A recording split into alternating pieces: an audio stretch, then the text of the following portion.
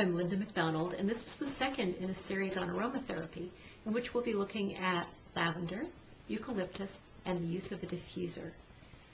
And this is my friend, Alphonse, who is the cat who taught me about not using lavender and other essential oils around cats.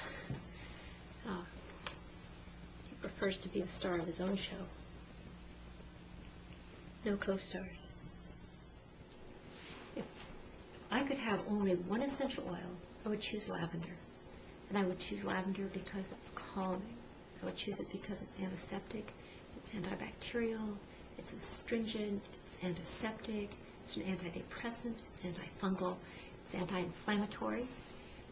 I can use it for anxiety, I can use it for insomnia, I can also use it for burns, candida, sprains, wounds, and an insect repellent. Not bad.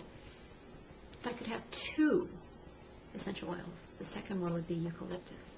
Eucalyptus is invigorating, it's uplifting, and it's antiseptic, antibiotic, analgesic, antifungal, anti-inflammatory, helps with parasites, and it's best known as a decongestant. So it works with bronchitis and colds and sinus infections, infectious disease. It's great with joints, rheumatism, arthritis, and it too can be used as an insect repellent. One last thing before we move on to the diffuser. Always use 100% pure essential oils, because scent is such a powerful tool that we use consciously or unconsciously. We want to have the things which make our bodies feel good and not the things that confuse our cells. And please don't use lavender and eucalyptus with your cat around. Kitty cat livers aren't designed to handle those oils. They can handle the plants, they can't handle the oils.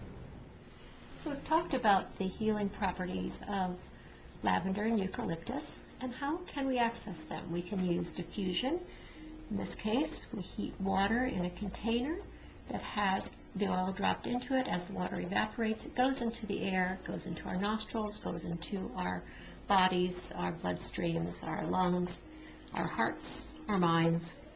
There's a couple of things that are important to know. One is that since you're using heat, there's a few precautions. Using a saucer under a diffuser protects the surface, can protect the surface from actually catching on fire. We're going to put a candle in here. We're going to put water. I use slightly heated water to just give it a head start, but really not necessary because this diffuser will get hot, and that's what causes the steam. And since this diffuser does get hot, you're not going to want to move it with your bare hands. You're going to want to use a pot holder, or maybe if you need to slide it on a table, that you can just touch the saucer. So we have heat. Oh, we're going to use 4 drops of lavender. And as this water evaporates, we will be breathing in the lavender vapors. Now it is possible that this water will evaporate before the candle is finished. So it's very important to monitor the level of the water so that it doesn't disappear before the fire goes out. It's also nice, along with lavender, to add, when you want to breathe more easily, some eucalyptus. 1, 2, 3. So I now have in there 4 drops of lavender, 3 of eucalyptus, and in cold seasons, just a relaxing, refreshing blend to breathe. So you can mix these two. You could put it in 4 drops of lavender, or 4 drops of eucalyptus, or combine them up to 8 drops in whatever combination you want. More is not better in the case of aromatherapy. It is possible for the senses to become overloaded and then desensitized and not realize what's really happening in the chemistry of your body as the vapors move through the air, because you will no longer really be smelling them. So use a bit of caution, follow directions. When you're really experienced, then that's when you can really experiment. The diffuser came in a box like this, accompanied with some oil and a candle.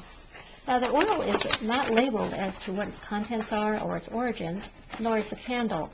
And since they could both be quite petroleum-based and do things which shut down our systems rather than open them up to happier experiences, I'm going to be sending this as a gift. So I'm going to simply take these out, throw them away, and I will be adding a bottle of lavender and a bottle of eucalyptus to this same pack as a gift. So this ends the segment on using a diffuser. The next one will be using a steam tent and eucalyptus oil. I'm Linda MacDonald, www.myhealthyhappybody.com.